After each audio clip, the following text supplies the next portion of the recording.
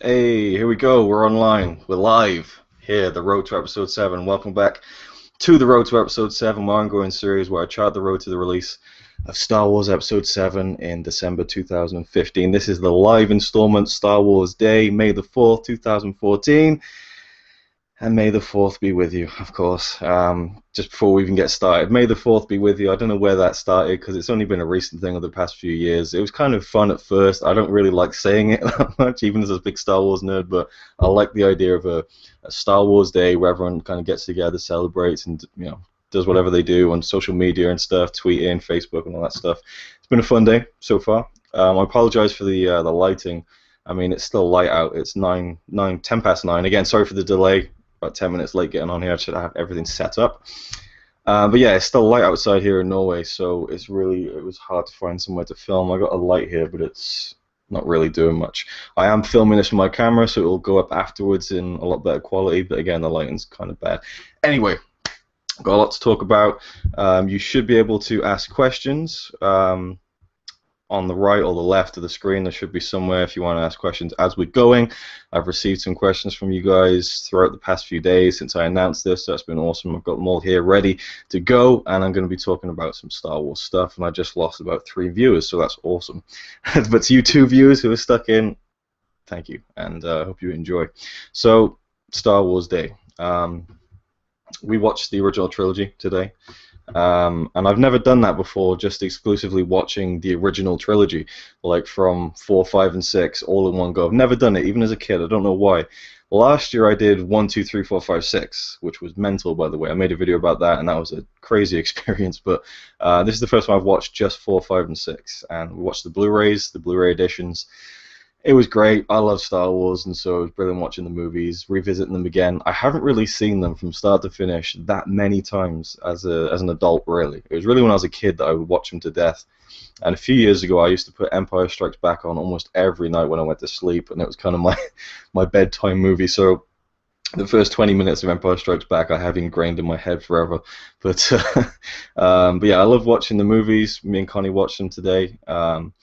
Now, the Blu-ray, I'll just get right into this. You know, it looks fantastic and everything, but the changes they've made, oh man, oh boy. Some of the changes, they just mystify me. They really do, and there's one that I really need to talk about. And I was going to do a big series, actually, last year called Reviewing an Empire, where I was going to do a huge Star Wars review series. And the reason that didn't happen was because I made a video about my top 5 Star Wars moments, and I kind of discussed them and used clips to illustrate my points.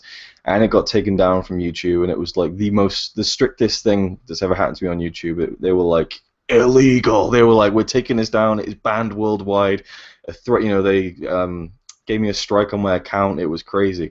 So really, I'm guessing Star Wars footage, and especially now that Star Wars, the property is now in the hands of Disney, they're really not going to be kind of letting people post clips of Star Wars on YouTube. My review series is really going to use clips throughout. It's going to be this huge thing, but I might do it in the future, maybe next year, because that might be more fitting in the lead up to episode 7. I might post it on Vimeo or something, some other website, because I really want to do it and go in depth on everything. But yeah, I was going to review the Blu-ray in full in that series, but I'll just tell you some of my thoughts on the changes before we get to the questions. Rory's just chimed in with May the 4th be with you, Luke. Nice one, man. Cool to have you watching. Yeah, so the main thing, really, everyone talks about the part at the end of Return of the Jedi, and I'll get to that, but starting off, again, we started with A New Hope, or Star Wars as I call it, and this is one bit in the Blu-ray that really bugs me, is when R2-D2 is hiding from the Sand People. Luke's just been knocked down, and Obi-Wan Kenobi turns up, we see him for the first time. And R2-D2, he's kind of hiding behind these rocks, and there's some rocks up to his left side, and then in the original movie, it's kind of bare on the right side. So they've now added in loads of rocks, digital rocks on the right-hand side, and it just looks so out of place. You can barely see him for a start. The shot just isn't as composed as well as it was originally. And then they go through all that effort. There's multiple shots where they've put these new rocks in so that it seems logical that the Sand People didn't spot R2 hiding behind the rocks. They cut to a wide shot, and those rocks have gone, so they haven't even bothered to be consistent with this change. Oh, I just really wish I could be a fly on the wall when these decisions were made and stuff like that. We have a Tundra Portal just chiming in with Happy Star Wars Day. Thank you. Same back to you. So yeah, that change is one of the lesser known, lesser talked about changes on the Blu-ray, but it's the one that really bugs me, maybe the most. Um, the whole Mos Eisley sequence that they redid in '97 for the special editions, it stands out even more on Blu-ray because in high definition, all those kind of '90s, I mean mid '90s kind of special effects CGI, they really just stand out like a sore thumb. And there's this bit where they're outside, R2 and C-3PO are outside the cantina, and C-3PO says, "I don't like the look of this," and I was like, took the words right out of my mouth. Um, it's one of those things, and maybe I'll talk about this towards the end of the video, just the whole kind of changes debate. I don't want to get too deep into it right now and get to some of the questions. Um, so yeah, the Ewoks in Return of the Jedi blink now. They have CGI blinks. That doesn't bother me. It just seems pointless. It seems like a waste of time, to be honest with you. It was never something I looked at and thought they should be blinking. We have a message in from, I think that's Scott, potentially. I can't get you live. Every time I refresh, it starts over at the beginning. Apologies for that. I'm not sure what the problem is there. Hopefully you'll be able to catch up. If not, again, I'm filming this, so hopefully you'll be able to catch this. Sorry about that, man. Again, YouTube and Google, who knows what they got going on. It's always a mystery to me. And then Hayden Christensen in Return of the Jedi at the end, and that's just one that has bugged me from day one back in 2004 when they released those DVDs and they had Hayden Christensen at the end of Return of the Jedi. To me, it just, why wouldn't Luke look at that and be like, who's that? You know, it doesn't look anything like my father who I just saw, and so it was one of those weird ones. We got White Demon 1. I believe that's Richard. Did Greedo shoot first? The whole hand shot first thing. Let's talk about that. Hand shot first. It's not hand shot first. It's just hand shot. He was the only person who shot. You know, it's one of those strange things that George Lucas did. Almost alike to Spielberg giving the agents mobile phones instead of guns in E.T. Only he had the sense to kind of, when the Blu-ray came out for E.T., he kind of removed that and gave us the original version of the movie. But yeah, the whole hand shot first thing. Actually, on the Blu-ray, it's actually even quicker.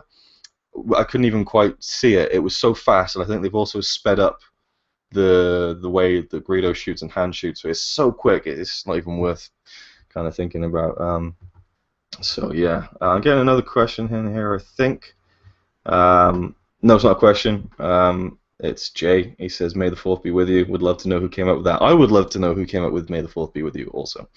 Now I'm just going to see how I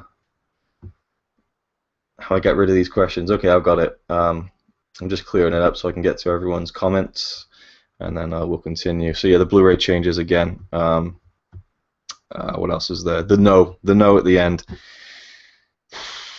So Darth Vader, you know, for me, probably one of my favorite moments of the whole saga, you know, when I first saw Star Wars, was the end of Return of the Jedi. You know, Luke's getting electrocuted by the Emperor, and Darth Vader's there, and the tension's building. Luke is screaming. The Emperor is just, you know, he's trying to kill Luke, is being really vicious, and you just see Vader looking back and forth, and you're like, what's going on inside his head? What is he thinking? What is he going to do? And he turns out and he picks the Emperor up, and it's like, oh my god, and he kills him, and it's just amazing. It's this wordless moment of just magic to me. And to add in Vader not only picking him up and going, no, but actually saying no before he picks him up. So logically, if he started going, no,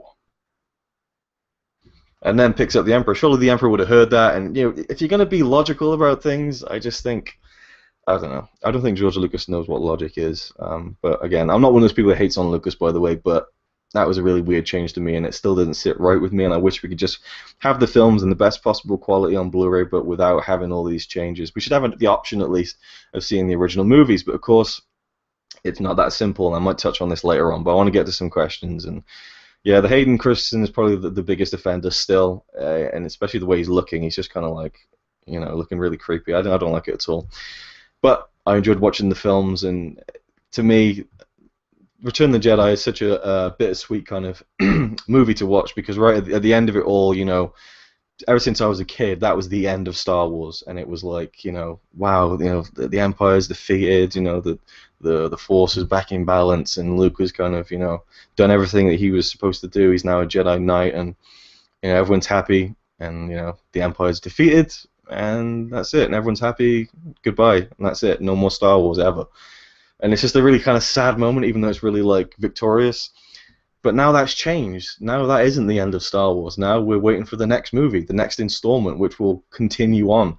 And so it was strange watching the movie, because this is the first time I've seen Return of the Jedi, knowing that we're going to see Luke back, we're going to see Leia back, we're going to see Han back, because it was announced, of course, this past week on Tuesday that all the original cast are coming back, and Return of the Jedi's credits rolled, and it was like, Mark Hamill as Luke Skywalker, Harrison Ford, and I was like, wow, we're going to be seeing that again in the cinema in like a year and a half. Crazy. But yeah, it kind of puts a different spin on things when you watch it now, knowing that there's going to be a continuation to that, and that the real end of the Star Wars saga will in fact come like towards the end of this decade. And so yeah, very interesting. But I'll get some questions now that have been sent in prior. You can, I think you can keep sending in your comments and questions on this Q&A app that should be somewhere on the screen. I don't know where it is for you, I'm sorry. Or you can tweet me at RazorWireRyan if you prefer. I've got Twitter up as well if you use Twitter a lot. So the first question I'm going to get to is a Twitter question from Jonas Olsen. Happy Star Wars Day. His Twitter is at Plox2. Watching the original trilogy at this very moment, I have a question for you. How do you prefer to watch the Star Wars series as a whole, chronologically or based on the year of release? Well, it's a very interesting question because I've actually been looking up some of the. I've got a question coming out. I'll get to that after this. Yeah, the viewing order. I mean, you just assume that now that 1, 2, and 3 have been released in the past 15 years or so, you go 1, 2, 3, 4, 5, 6. And last year, that's what I did. I did it in episodic order to see how it was as a whole viewing experience. In one sitting, I did episode 1, 2, 3, 4, 5, 6. So that's what I did, and I have to say it was jarring because when you go from 3 to 4, it really is just like, it's weird because the effects are so amazing in episode 3. I love the effects, the CGI effects. Revenge of the Sith are fantastic, and I think it's a great movie. But once you get to 4, and it all goes down to practical stuff, even though I prefer practical effects, it was just such a jarring transition. Even though they tried really hard to kind of blend that in and kind of really just make the bridge as smooth as possible, it just still, when you see Vader step into the ship at the beginning of Star Wars Episode 4, you've just been watching Hayden Christensen for like 4 hours, and you're like, okay, so Hayden Christensen inside that doesn't seem right to me. That's not how I imagined it when I first saw it. It kind of plays with what you kind of conceived in your head when you were a kid. Because when I first watched it as a kid, Darth Vader was such a mystery, and I loved that about him. What's he look like under there? Who was he? But you didn't really want to know. You didn't really want these 3 movies that tell you everything. Here he is as a kid. And stuff. As much as for me, I do enjoy the prequels. I don't hate them, and that was going to be one of my videos in the Reviewing an Empire series, defending the prequels. I don't think they're fantastic. I would probably prefer them if they didn't exist, but I like them for what they are, and we're stuck with them now, so it is what it is. But yeah, viewing order. I was looking into some of these suggested viewing orders that have been going around for like the past few years. One of them is called the Machete order, which is actually referenced on Big Bang Theory this week, I think. I didn't watch the episode, but I heard about it. The Machete order is you watch episode 4, then 5, then 2, then 3, then 6. So it basically serves as you start with Luke's story. You go to Empire Strikes Back. Wow, you find out Darth Vader's his father. Then boom, you go flashback to when Anakin was Luke's age, and then we see 2 movies of him in this huge flashback, and then we get to the conclusion, and we see how Darth Vader became Darth Vader directly after that moment with Luke in Empire Strikes Back. I think it's a cool idea. I might try it one day, and of course, you probably have, if you haven't heard of this before, you'll probably have clocked that the guy who came up with the Machete order cuts out episode 1 altogether, and his reasoning is it doesn't really change the plot whatsoever. There's only a few things that you would miss. And for me, I came up with one that would be quite cool and kind of to go Godfather Part 2 style on it. Start with episode 4, Luke, the rebellion, Darth Vader, and then you go flashback to episode 1, and then you get kind of Anakin, and then back to 5, and then 2, and then, wait, is that right? I think so. Oh, no. I think, no. Okay, I messed that up, but it's cool. We're live. It would be 1, 4, 2, 5, 3, and then 6. So you'd have the 2 darkest films right before episode 6. Honestly, for me, I just Oh, of course. Back to Jonas's original question: would you watch it in release order? You know, the year that the films were released. So you go 4, 5, 6, 1, 2, 3. I don't feel like doing that because Revenge of the Sith is such a down note, you know. But then again, the future is going to open up everything because maybe you could do that. You could do 4, 5, 6, 1, 2, 3. But even though 3 ends on such a down note, you can then go to 7, 8, and 9. I don't know. But for me, I don't know. I think I'm probably going to have to look into a different viewing order if I do a huge marathon again, because 1, 2, 3, 4, 5, 6, it was really fun, but it just the transition from 3 to 4 was a bit jarring for me, and I wasn't a huge fan. So we got some more questions coming in here. Are you glad that J.J. Abrams is shooting Episode 7 on 35mm film? So glad that it's being shot on film. I am a film guy, not really a fan of digital, but I will say I thought Episode 2 and Episode 3 looked fantastic. But as digital movies, you know, and considering the movies they were that use so much green screen and CGI, it's hard to really kind of look at it in a way of kind of, you know, I don't know, a film that has practical, you know, real life locations as opposed to a movie like Star Wars Episode 2, Episode 3.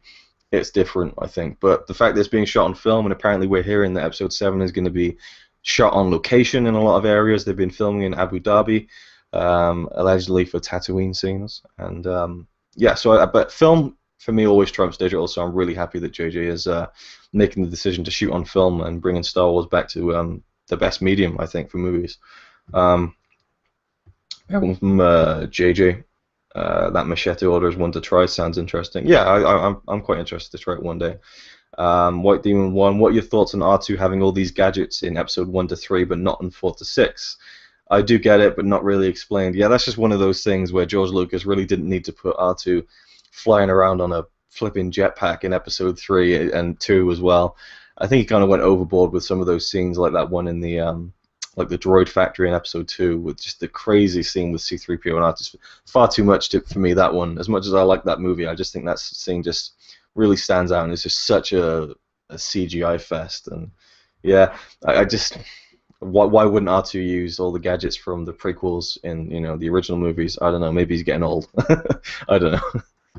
It's just one of those things that kind of, and I always feel as well like with the prequels, George was always trying to like make it fit, but then he'd go back and change the original movies to kind of fit, you know, the prequels. And another example of that, when we watched the Blu-ray, I just noticed actually for the first time in Jabba's palace when Luke comes in, and it's quite quiet. Well, I'm not sure when it is. It's a quiet moment in Jabba's kind of room, his entertainment room, and you just see a little Doug, a little digital Doug, you know, like Sebulba from Phantom Menace, just kind of walk and skulk through the shadows. It's like, did they really need to add that in? You know, he's changing the original movies to match the movies he made 20 years later. It's strange. I don't know. There you go. So that's my thoughts on the viewing orders. Back to some questions on Twitter. Owen Pollock asks, do you think J.J. Abrams will get a Star Trek reference into the film Episode 7? I don't think he will. I mean, it's such a, I don't know if it's a touchy subject, you know, the Trekkies and the Star Wars fans and that kind of perceived rivalry that they all have with each other. I'm not sure if it's worth kind of stoking that fire any more than it already has been over the past, you know, 40, no, about 30. How old is Star Wars? Hang on a second. No, it's almost 40 years old. Well, about 35. But yeah, it's been going on for decades, you know, Star Trek fans, Star Wars fans. I like both. I'm nowhere near as big of a Star Trek fan as Star Wars because I haven't really seen as much. But I don't think he'll try and work in a kind of Star Trek reference. Maybe something very small, but I don't think he'll want to instigate the fanboys too much. Alex McConnell on Twitter, my good friend, @tweetAlexM. Worst and best case scenario for the plot of Episode 7. Well, I don't know. Best case scenario for me, I mean, I don't want to kind of go to the books and say it should be like the books, you know, the expanded universe novels, but I really like the idea of Luke going out and finding people who had Force powers who didn't necessarily know it, and bringing them all together to a Jedi Academy on Yavin 4, which is, you know, where the planet that they're on at the end of the first Star Wars movie, A New Hope. But I feel like that would happen quite soon after Return of the Jedi, and we know now that, you know, that it's definitely going to be taking place Episode 7 is going to be taking place like 30 years after Episode 6. So presumably he would have already have done this. So maybe I'd like to see a Jedi Academy with Luke at the helm, but then again, I don't know. Maybe we won't see that. Maybe there will be still quite a drought in the Force and Jedi's and stuff like that. I don't know. But best case scenario for me would be a movie where we get to see a fair bit of Han and Chewie and Leia and presumably their daughter. It seems pretty likely that Daisy Ridley is going to be playing their daughter.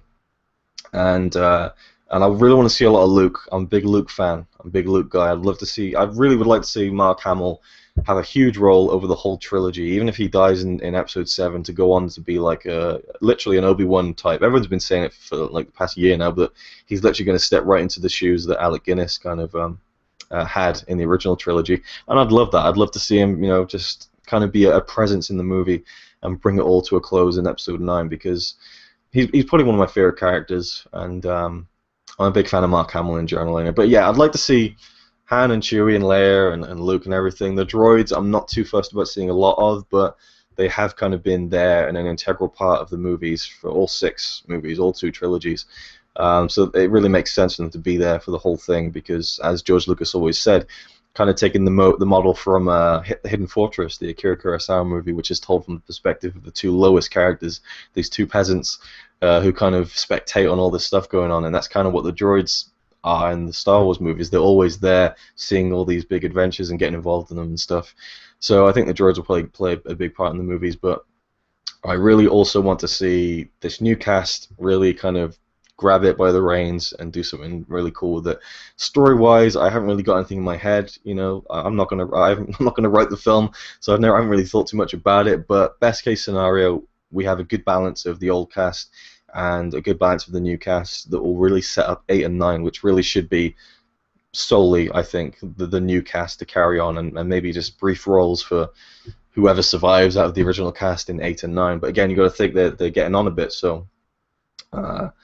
It's interesting. Just got another question here from Jay. How many of the original cast, including Chewbacca and the droids, will be alive at the end of the new trilogy? Very interesting. I think the droids will stick around. I don't think we're going to see C-3PO kick the bucket just yet. And R2 will probably be around forever. So I think the droids are safe. Chewbacca, I think there's definitely a big chance of him passing away.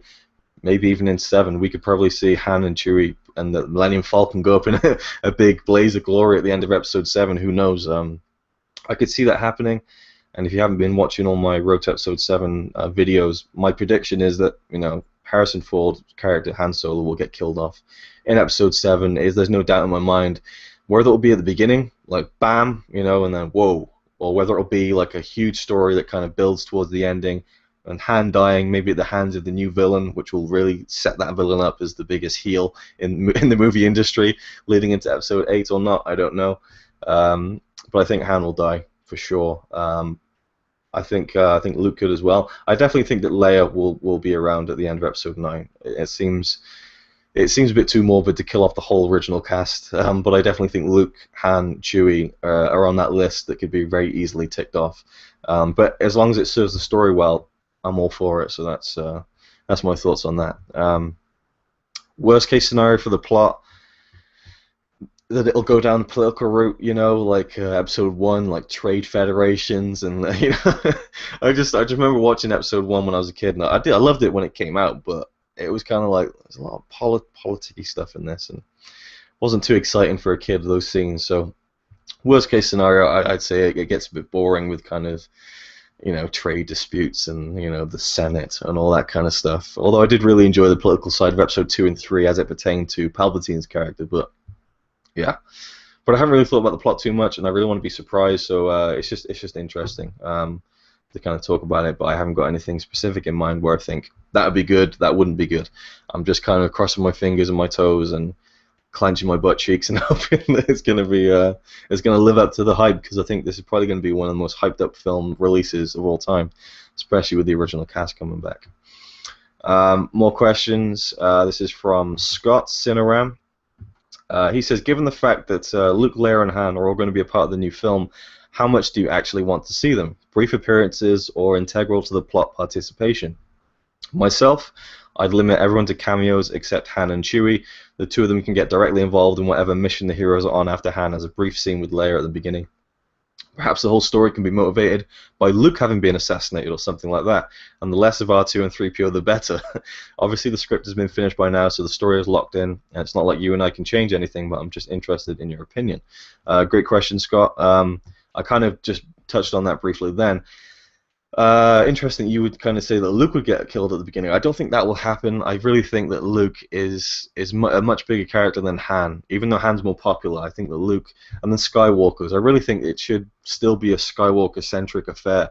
And I'd really like to see Luke have a son or a daughter. I mean, we have no idea who any of the new cast are going to be yet. We're just kind of speculating on that. But I'd like it to be more about the Skywalkers than the Solos. But then again, I guess Leia's daughter will kind of be a Skywalker, so it's still within the family. But I honestly, I would say, as I said, I would like to see a good mix of kind of integral to the plot participation from the original cast, particularly Luke. Luke's my main one as a real big part of the film, and Han, I think he will be a big part because I think that's the biggest deal is Harrison Ford coming back. You know, Mark Hamill, Carrie Fisher.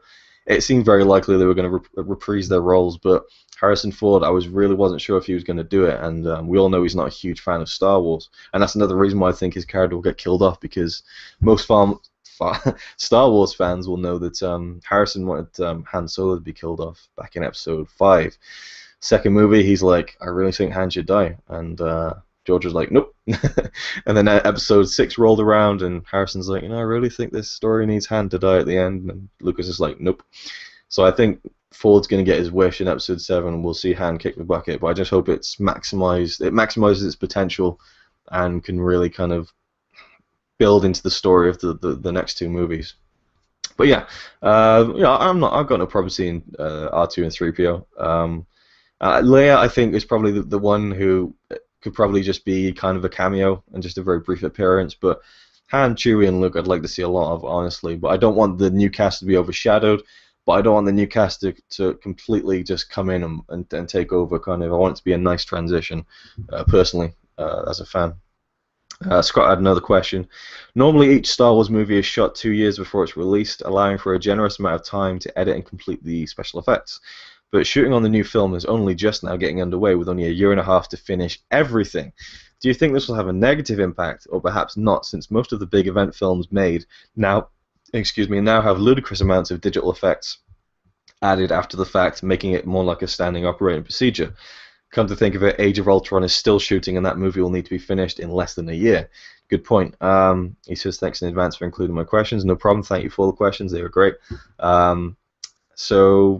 Yeah, I think back in the 70s, it took them 3 years to make a Star Wars movie because some of that technology was so kind of state of the art, really. I mean, especially like Episode 5, Empire Strikes Back, all the snow stuff was so hard for them to do because to hide those matte lines and kind of do all the special effects on a white background was just unheard of, really, back then. So it was kind of they really pushed the boundaries back in the 70s and 80s with the Star Wars special effects.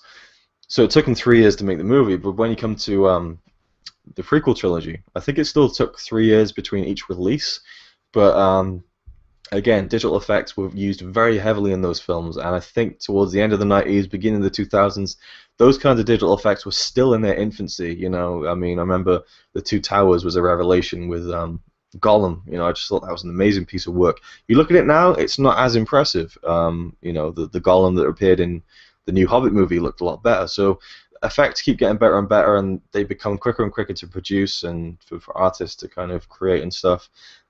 So I think they'll be okay. I think, but again, now that you come to mention it, they haven't even started principal photography yet, and we've got a year and a half. You can definitely see why they pushed the release date back, because it was originally supposed to come out in May of 2015, and I think that probably would have been a bad idea. So as much as I love the May release, I'm glad they're postponing it till Christmas next year, and maybe they could have waited even a bit longer, but we'll see. And hopefully, if they go down this route of practical effects, the focus on models and stuff like that, and again, practical, backdrops and things like that, matte paintings, instead of going all digital and just using digital effects to kind of complement and kind of put the finishing touches to the movie, I think they'll be okay, and they're able to kind of crank out these effects pretty quickly. I think J.J. Abrams' last film, Star Trek Into Darkness, I don't think it was that long. I think it was only about a year, year and a half, for them to film, from filming to the film's release, and I thought the special effects in Into Darkness were fantastic. So something along those lines would be great. But I'm really glad they're shooting on location as well. It's another thing I'm really excited about. Shooting on location in like Eastern countries and stuff for planetary kind of locations, I think is fantastic. And maybe they're just shooting plates. I don't know, but yeah. So to answer your question, I think it'll be okay. I think it'll be okay. I think these days the effects are coming. They're coming quick and fast, and I think they'll be able to deal with it. And the same with Avengers 2. I think they're going to pull that out of the bag as well. So yeah, thanks for the question, Scott. Got some more questions here on the actual video right now. CM42 TV. Hey Luke, just tuned in whilst watching Empire and have a question maybe you could clear up. What the hell did the segment mean when Luke is training with Yoda and Vader shows up and gets his head cut off? You know what I mean? Always confused me. Well, that scene, I think, and I never really thought about it too much, but it used to confuse me when I was a kid. I was like, what does that mean? Is that Luke inside the mask, I think that really that area, the cave, was kind of just like a real proving ground for Luke and a real test to his fortitude and to his spirit, and whether the temptation, to go to the dark side would kind of be there, and he basically kind of sees what he could become, and obviously it'll take on a much more literal or a much more obvious metaphor once he found out that Darth Vader was his father.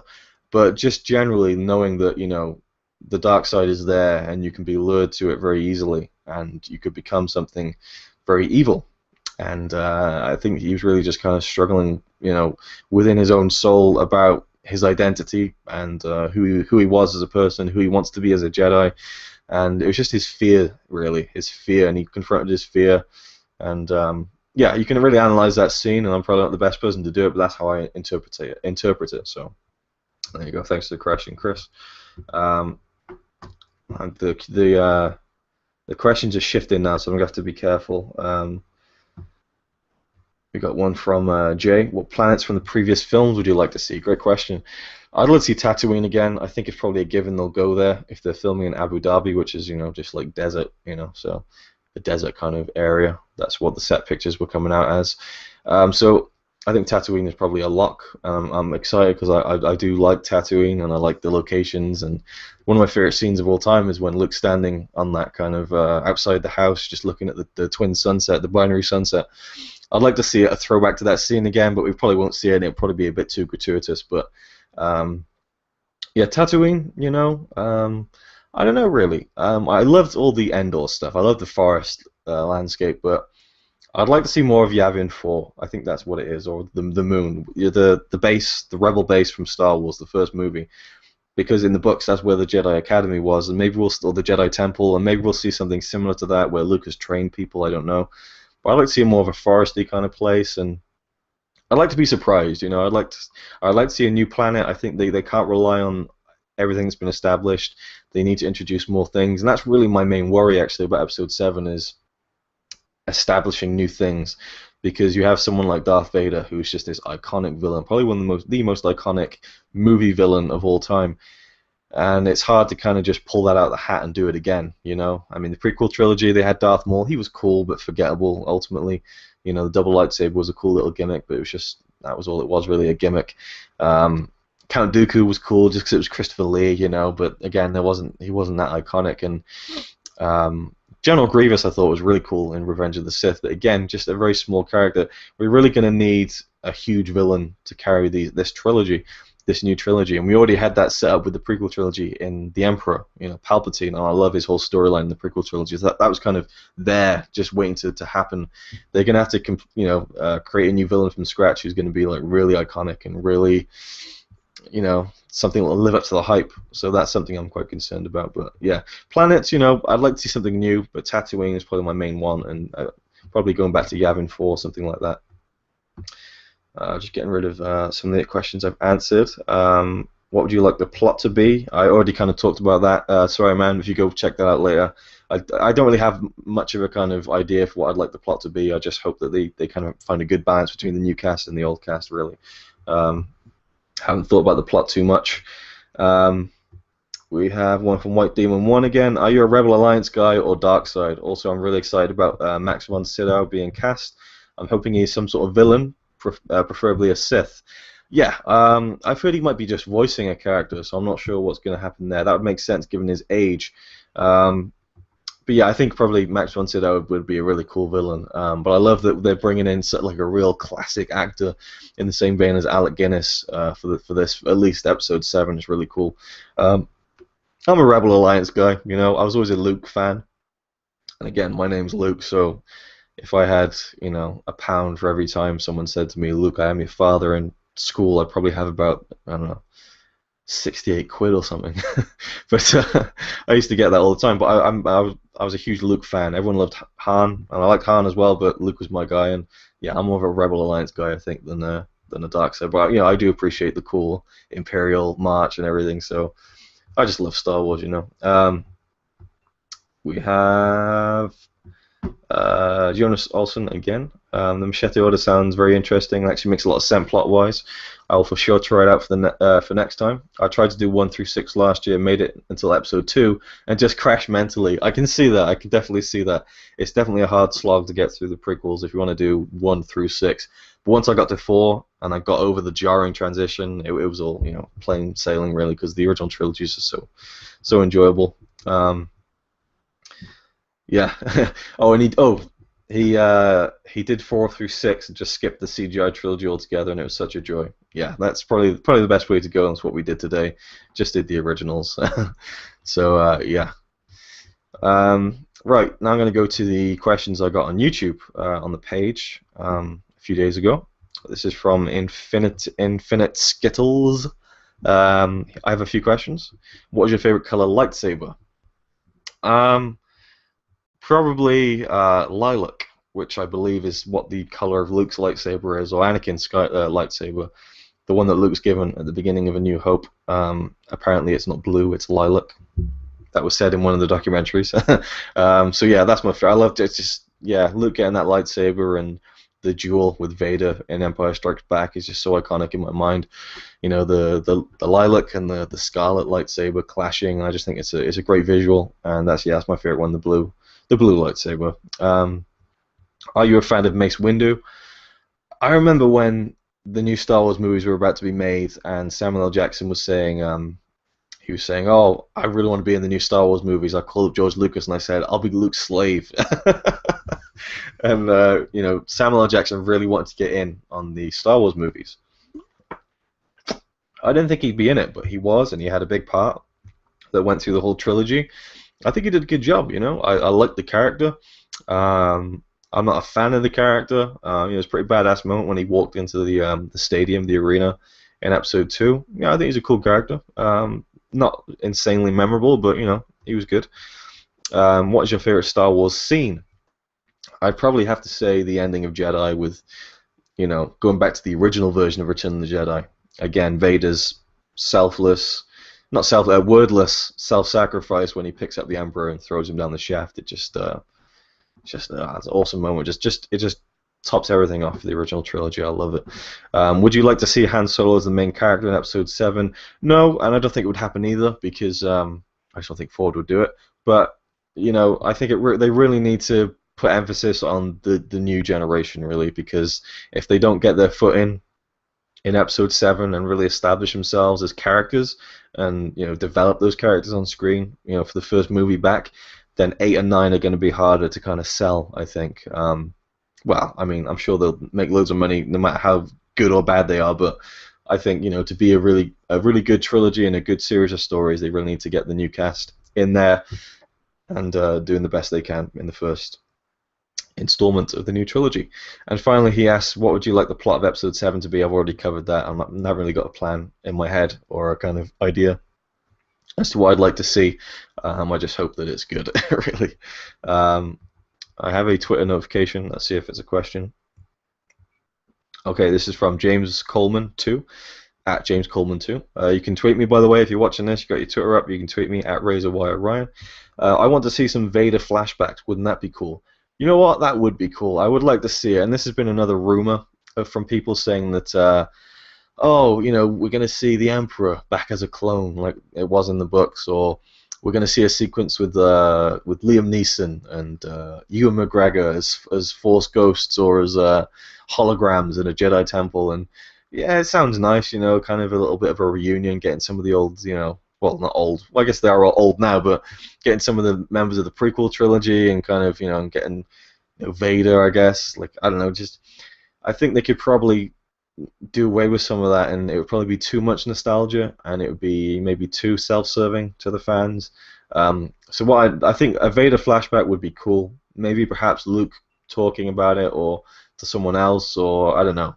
I'd like to see a Vader flashback. I wouldn't be averse to it. He's one of the coolest characters in movie history, and one of the most badass for sure. So it'd be cool to see a flashback as long as it wasn't gratuitous and lasted too long and took away from the main story. But then again, we don't know what the story's going to be. If it fits, if it works, fine, but if it's gratuitous just for the sake of it, maybe not, in my opinion.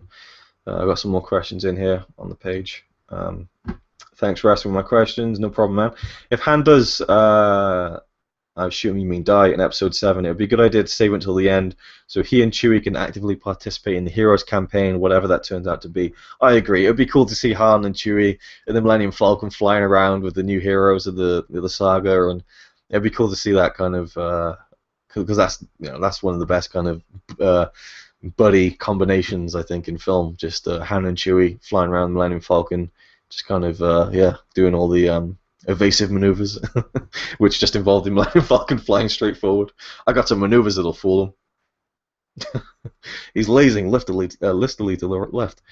That was a Family Guy reference. One more here, I think. One from CM42 TV. What was your opinion on the Family Guy spoofs? I just referenced it then. Which one is your favorite? I love all three and think It's a Trap is underrated. Go to handjobs.com. handjobs.com. I love the Family Guy spoofs. I think they're great fun. I love that they kind of honor the trilogy by being really faithful. Like the special effects and the shots are like almost identical to the movies. I think it's great. They got all the original music from John Williams, and so it's a really faithful kind of spoof, if that makes sense. So they take the piss out of Star Wars, but it's really faithful to what Star Wars was, and I think they're really enjoyable. And I used to be a big Family Guy fan, don't watch it anymore, but I think they're really funny, and I also love It's a Trap. Probably my favorite moment from that is the Jabba's sail barge scene with the music that's like dun dun, and you got all the characters looking at each other and nodding, and I think that was just a great kind of a great parody moment there.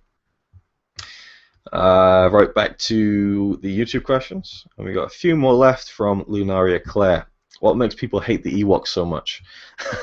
I think the Ewoks get a bad rap, but I can see why. I mean, you can almost liken them to Care Bears, really, couldn't you?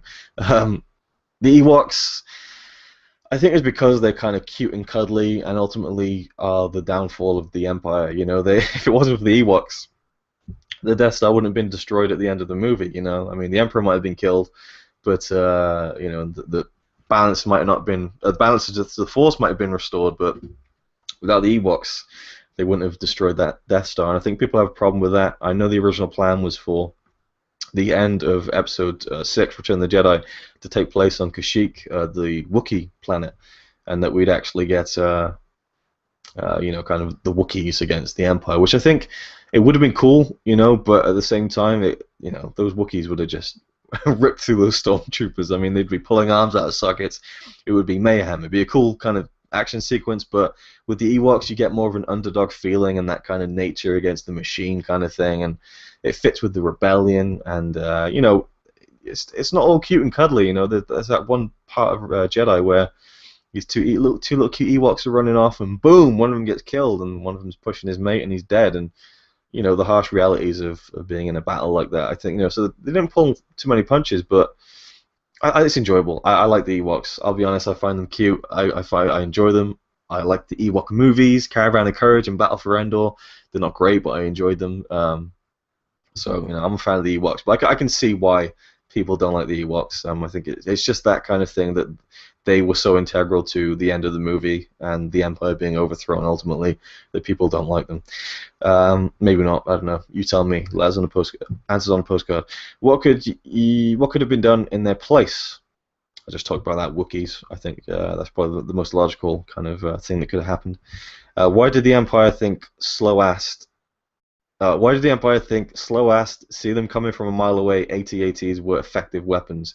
Good point. Because they look cool, I guess. I don't know. The AT-ATs, the AT-ATs, like the huge dog-like assault vehicles that were used in The Empire Strikes Back. I don't know if they appeared in Return of the Jedi. The smaller ones did. Yeah, I don't know. You just asked me these funny questions. I guess this just looks cool. It just looks cool, really. I guess that the Empire wasn't really thinking about snowspeeders when they designed those. Would you have gone insane waiting for Return of the Jedi to come out after Empire Strikes Back if you were alive back then? Hell yes. It's one of the reasons I love Empire Strikes Back is because I wasn't around when it came out, so I didn't have to suffer. When I first watched The Empire Strikes Back, I was sitting at home. I remember it very vividly.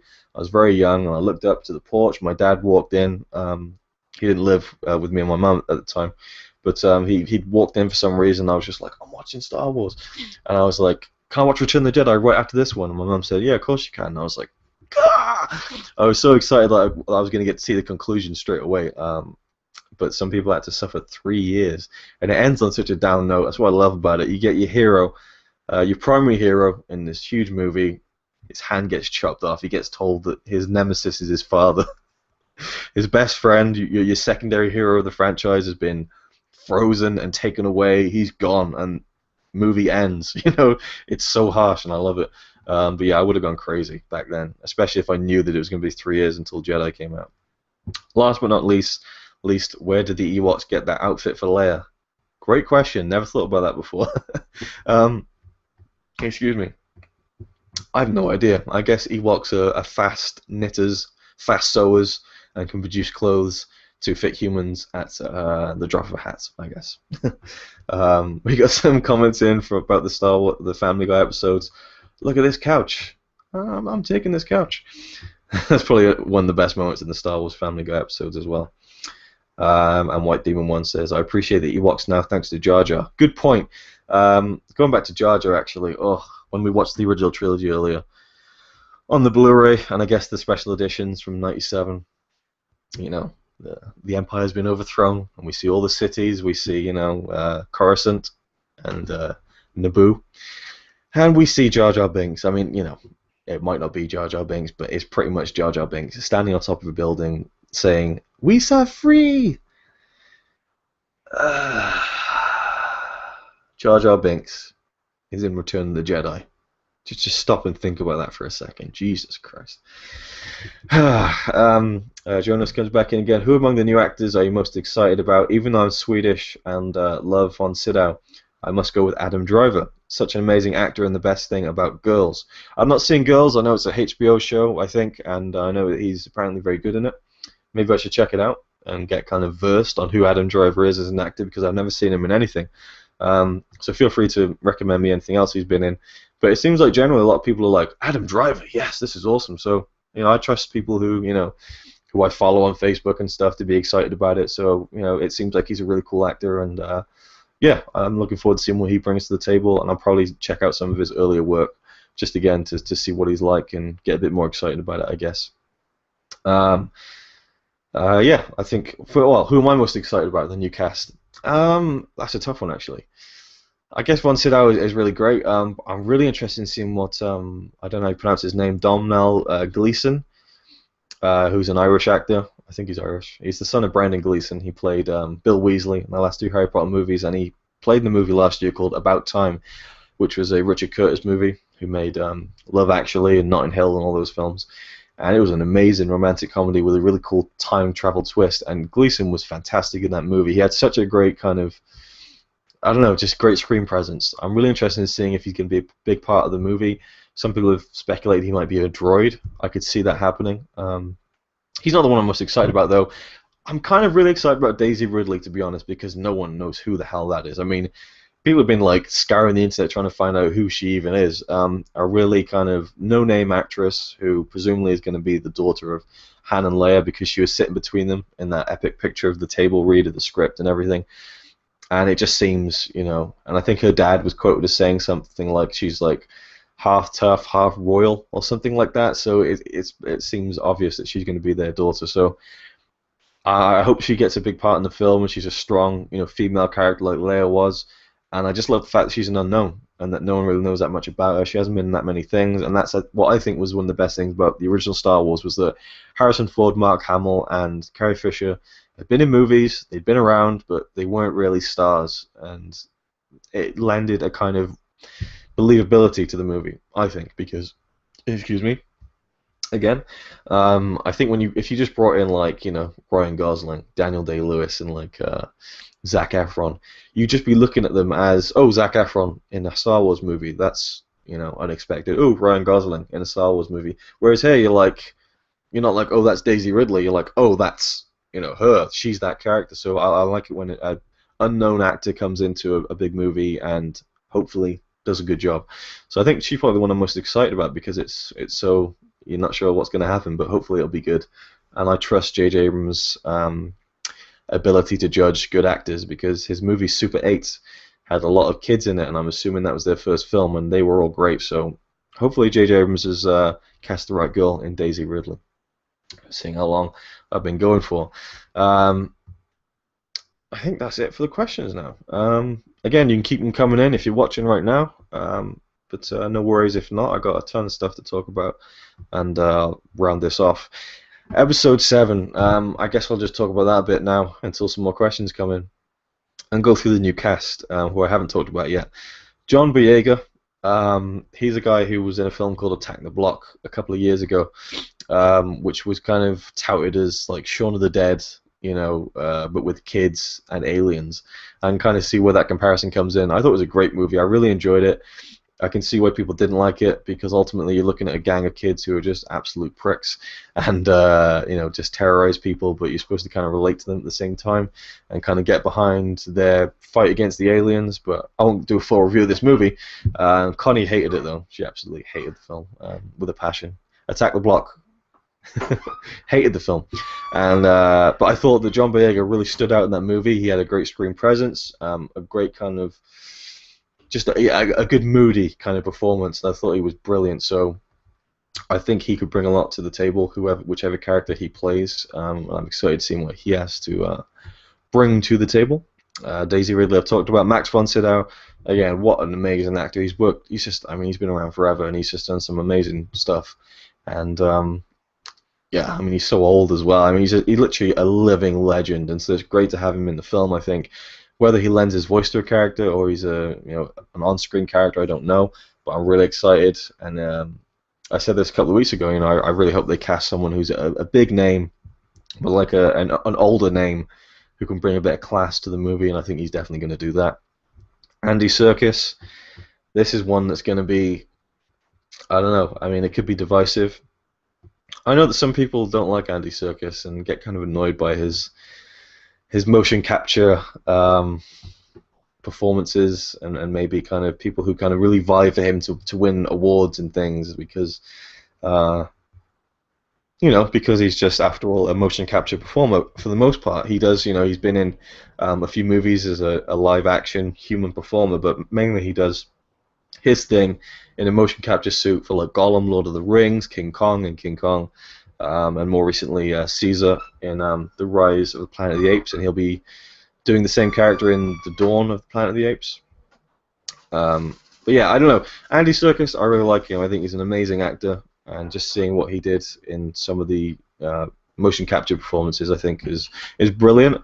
Not to take away, and I know Claire will say this, not to take away from the artist, the digital artist who created these characters that he performed as and provided kind of the groundwork for.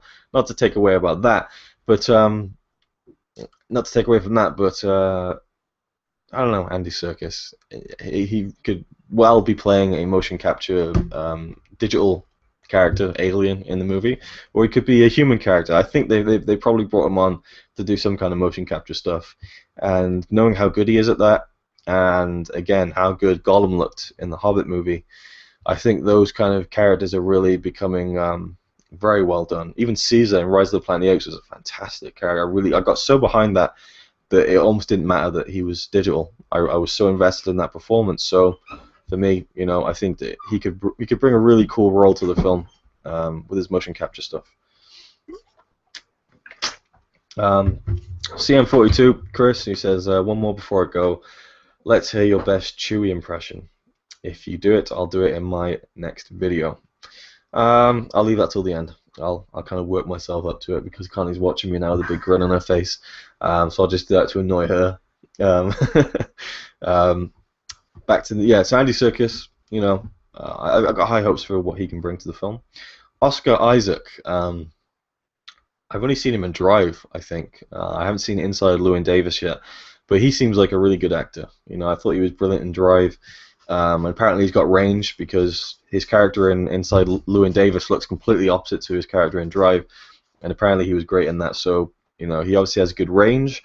And again, who he's going to play, who knows? I love the fact that we don't know, because just the fact that we know the originals are back and that there's a great new cast, I'm happy for now, and I'm not kind of itching for more information. So, Oscar Isaac, I'm excited about. Adam Driver, again, as I said earlier, I don't really know much about him, but hopefully it'll be it'll be a good performance, and you know, a good character as well. And I hope the characters are really kind of good enough for the actors that are going to be stepping into them, and I think they will be, because Lawrence Kasdan, who is writing the film along with J.J. Abrams, he was a co-writer of Empire Strikes Back and Return of the Jedi, I think, and so I think we're in good hands with a screenwriter like that. We have a couple more comments. White Demon 1 says, don't want to get you off subject. That's fine, I don't mind. But which do you prefer, Mark Hamill as Luke or Mark Hamill as the Joker? I really like him so much more after his interviews on Kevin Smith's podcast. I agree. If anyone is a fan of Mark Hamill in general, or of his performance as the Joker, I recommend you go to smodcast.com, check out the Fat Man on Batman podcasts, and I believe it was the first 2 installments of that series. It was a huge, like, 3-hour interview with Mark Hamill that's just fantastic. I really enjoyed it as well, by the way. But for me, I'd have to go with Luke. You know, I think Mark Hamill's a great Joker, particularly actually in the games, Arkham Asylum and Arkham City, because I never really grew up watching the Batman animated series religiously, so I have more of a kind of affinity to the games. But fantastic Joker. But again, I'm a Luke guy, so for me, it's always going to be Luke. Actually, there was actually a couple more questions on Facebook. I'll just go over there. Actually, I forgot about that. I forgot about Facebook. One from Jay. Would you like to see the new villain be built up in Episode 7 and then have a big moment that cements him as the big villain at the end, or have him be an evil character as soon as we meet him? Well, I kind of talked about that earlier. But you raise an interesting point, whether the big villain of the trilogy will be there from the get-go or not. I think we'll slowly build towards it. Maybe there'll be like a threat that will be kind of taken out at the end of the film, but there's a much bigger threat that builds up, and maybe that'll kind of be the culmination of the film. I think that would work better because, I think it needs a bit. We can't just jump straight in and be like, right, this is the new Darth Vader, you know, and blah blah blah, let's go. You need that kind of organic build, because it's been 30 years. We're going to need to settle into just the fact that we're watching a new Star Wars movie with Luke and Han and Leia before we get to the big stuff that will go on to Episode 8 and 9, which will probably be a bit more serious in tone, I would imagine. So yeah, that's my answer to that. And sorry, the questions app is just clogging up. Okay, Jay. Would you like to see a black lightsaber? I know they used them in the Force Unleashed games. Also, what do you think of those games? I don't think a black lightsaber would really work, particularly in the movie. But they're cool in the game, so I wouldn't really be that interested in seeing one. I remember I used to just talk about Star Wars all the time in school, and we'd be like, what if there was a black lightsaber or a white lightsaber? And, you know, that kind of stuff. That wasn't really an interesting story, a really crap anecdote. I'm sorry I even brought it up. The Force Unleashed games, I think, are absolutely fantastic and one of the best kind of offshoots of the movies I've ever seen. Better than some of the books. I just think the story is great. It kind of plays around a bit, kind of flips around with, some of the kind of... Because I think the ending of the first game, you can kind of go either way. But I love that. I love the freedom. And you can just kind of see it as a non-canon thing, I guess. But I think the Force Unleashed games were amazing. If you're a fan of Star Wars and you game... and you like adventure games, got to check that out. I mean, I just remember at the end of the first game where you're jumping through the kind of like the laser tunnels of the Death Star in the first game. I'm just like, this is amazing. I love this. And then the duel at the end is brilliant, and yeah, I think they're fantastic games, both Force Unleashed 1 and 2.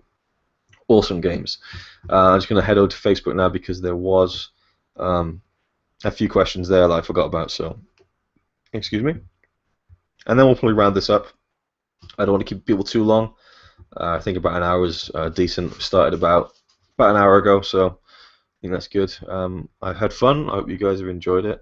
Still got some questions to go, though. Let me just scroll back to my Facebook page. Okay, Chris Vinto. He says, now that we know about episode 7 cast-wise, were you excited when you saw who was in episode 1?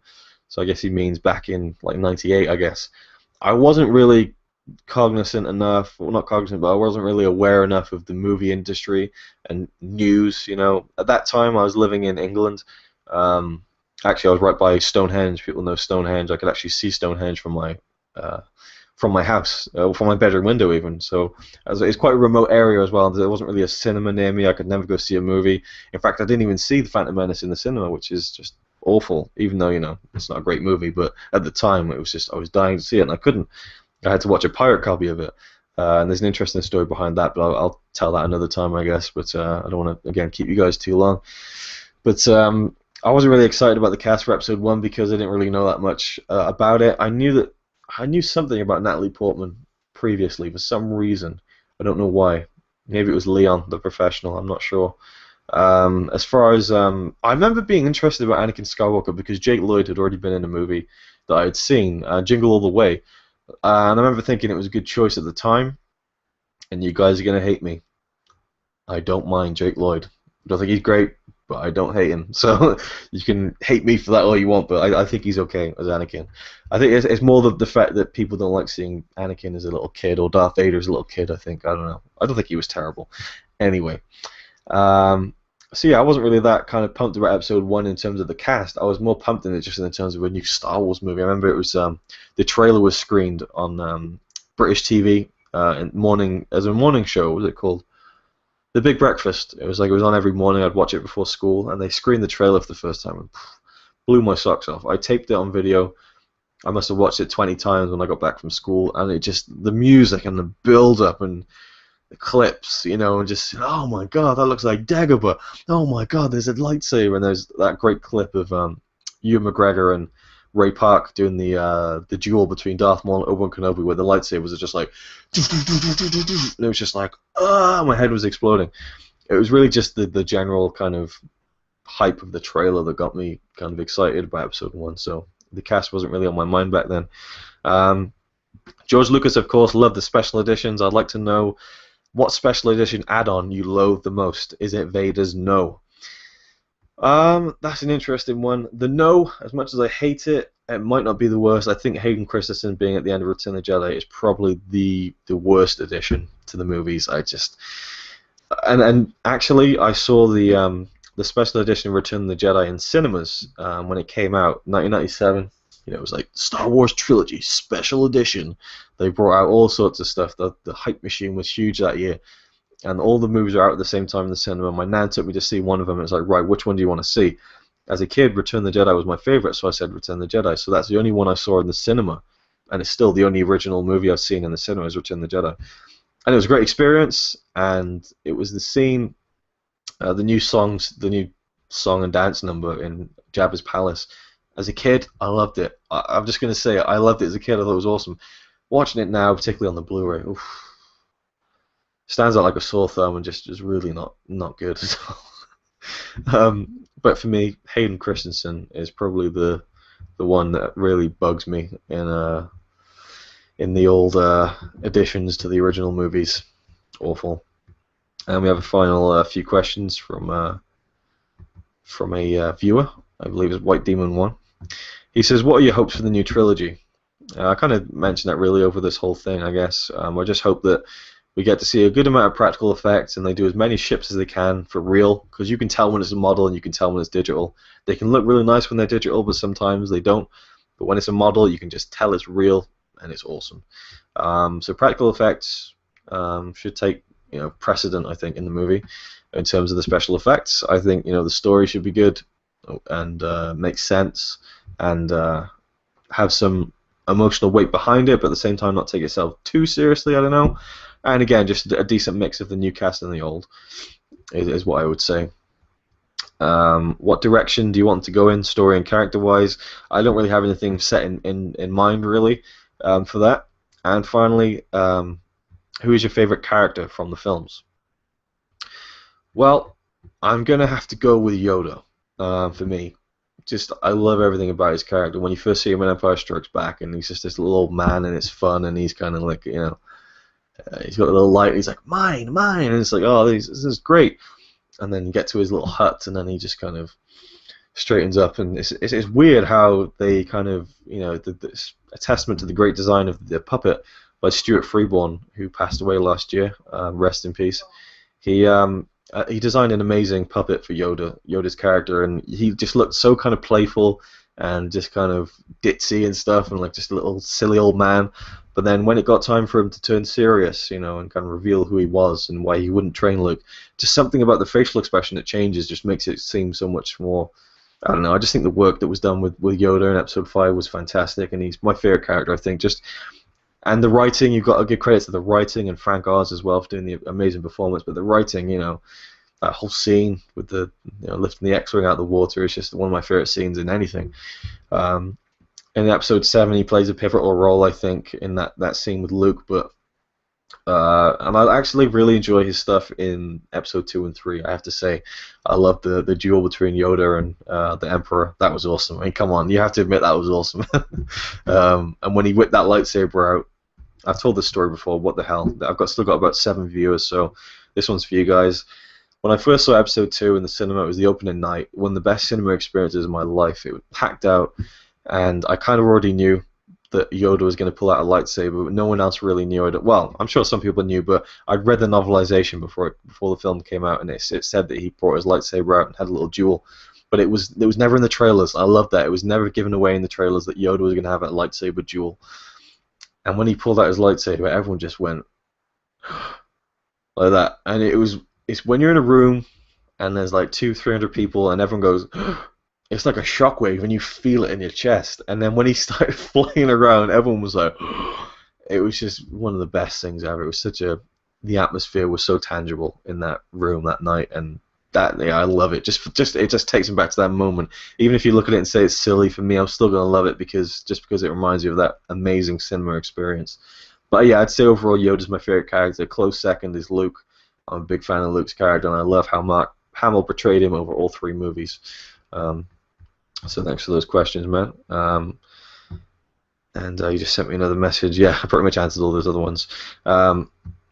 We have one more here from Jay. I'll get this one in before you head off. Do you like the special features on the Complete Saga Blu-ray? I didn't think they were too special. Are you crazy? Wow. Have you watched all of them? Have you really watched all of them? Because I watched all the special features on the Complete Saga Blu-ray because I plan to do a big review of it in the Reviewing an Empire series. In fact, just give you a bit of trivia, I have about 20 pages of notes and script for those Reviewing an Empire videos. A lot of them are in-depth reviews of all the special features because I always like to go in-depth on reviewing special features on movies and Blu-rays.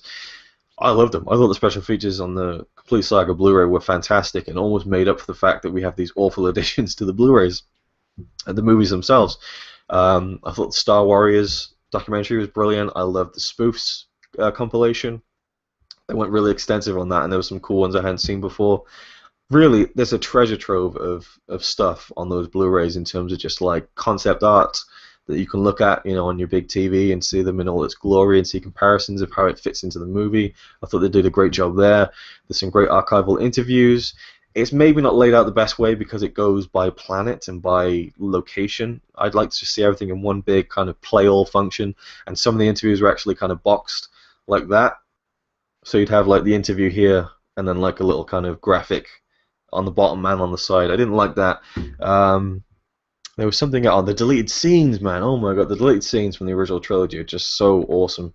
Seeing all that stuff with Luke and Biggs from the beginning of A New Hope, it just was so surreal to see Luke talking with his mates, like back at home when he was still kind of innocent and hadn't really gone through all the hardships that he'd go on throughout the rest of the trilogy. And it's just like stuff that you never imagined even existed. Because I never really knew that much about the deleted scenes of Star Wars, and other people have known a lot about them.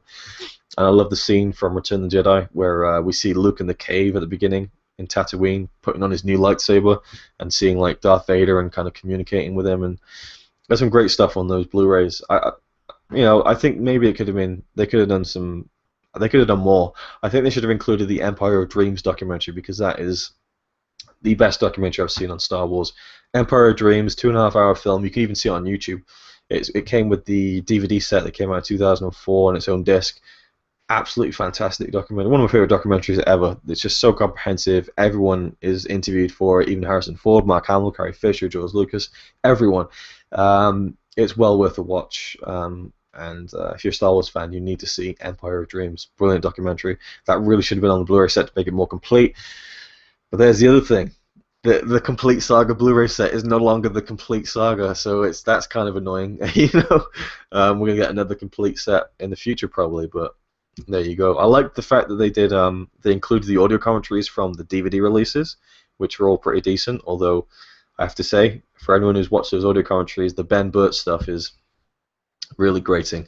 Ben Burtt, if you don't know, is the guy who designed all the sound effects and stuff. He did like Chewbacca's roar, R2-D2's noises, everything, like lightsabers, blaster effects. He's like the man who created the soundscape of Star Wars, and for that, you got to give him respect. But when he's on those audio commentaries for the original movies and he's giving you like a 5-minute explanation of how he scraped something against a piece of metal, it's like, I'd rather be listening to someone else right now. But they include 2 audio commentaries on each movie with kind of snippets of interviews spliced in as audio commentary, which I think they kind of stole a little bit from Jamie Benning, who did the filmumentaries, which are fantastic, by the way. Another great recommendation I have is Building Empire, Returning to Jedi, and Star Wars Begins. They're online on Vimeo right now. They might get taken down though, who knows? But they're basically the whole movies, but with new interviews that you haven't necessarily heard before, spliced in as audio commentary material. But there's also video material. Like as the film's going on, you'll get like storyboards or deleted scenes, alternate takes. He's done an amazing job with it. He calls them filmumentaries. They're kind of like documentaries mixed with commentaries as the film goes. Definitely need to check those out if you're a Star Wars fan as well.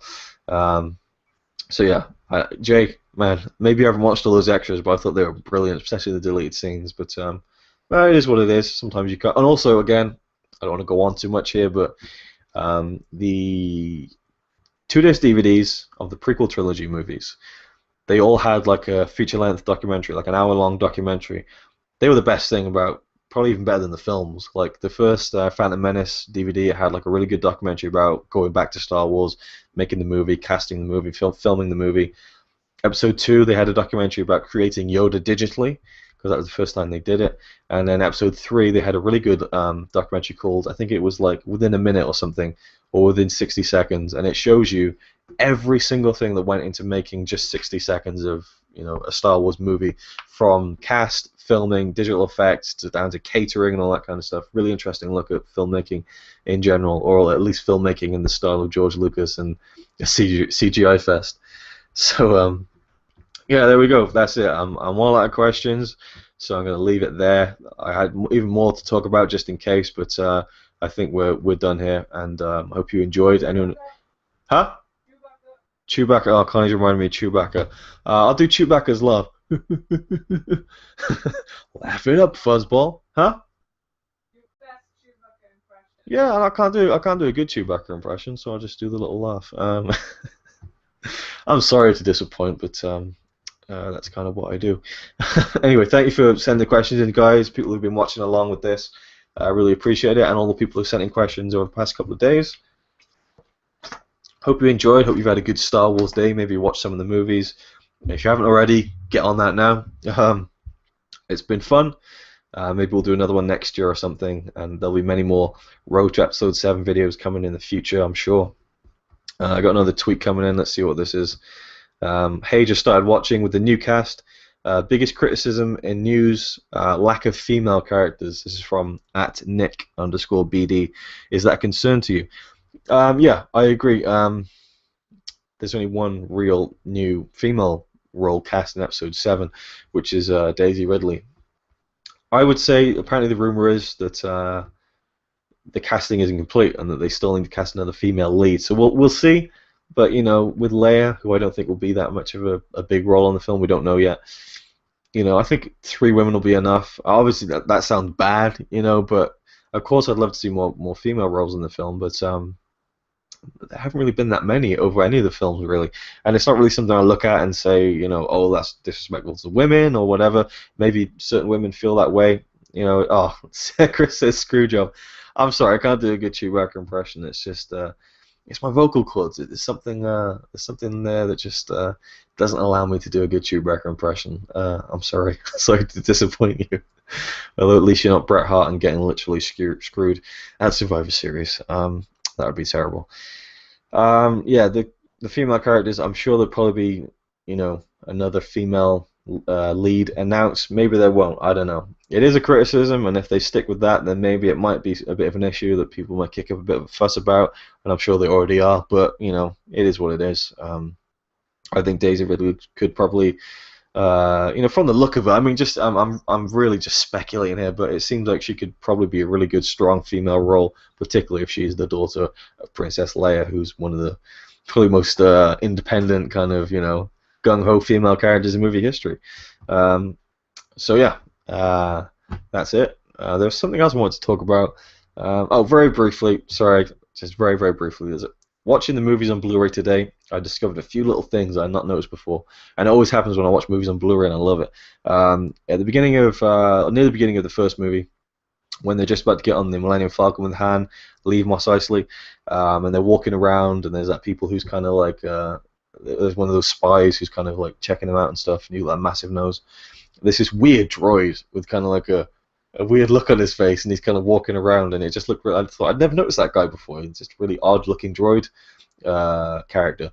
And then in Return of the Jedi, he's in the kind of droid torture room when C-3PO gets brought in, and there's like droids getting burned and ripped apart. And as he's leaving, you see that droid from the first movie kind of like crumpled up and like in a mass against the corner of a door. And I thought that was really cool. Just a nice little reference to a random character in the first movie. Also, I noticed a lot of snot and drizzle coming from Jabba's mouth and nose, because when you see the high definition movie, it's just you can see a lot more detail on that puppet, and it was just disgusting. Excuse me. But yeah, just want to throw that in because I thought about that earlier, and I thought I should mention that in the stream later on. So yeah, I might leave this stream up, and you can watch it as you want. But I've also filmed it, so I'll put it up in a little bit of a better quality. I don't know. We'll see what I do with that. But it's been about an hour and 15 minutes, so thank you for watching. Hope you've enjoyed and had a good Star Wars day. I think it's cool. I've seen everyone on my Facebook timeline kind of just posting funny pictures and saying May the 4th be with you. It's cool, it's fun, and I enjoyed watching the original movies, and it's really getting exciting as a Star Wars fan looking ahead to the road to Episode 7. Should be awesome. Thank you everyone again for the questions, and yeah, thanks for participating. I hope you enjoyed, and I'll see you next time. Signing off.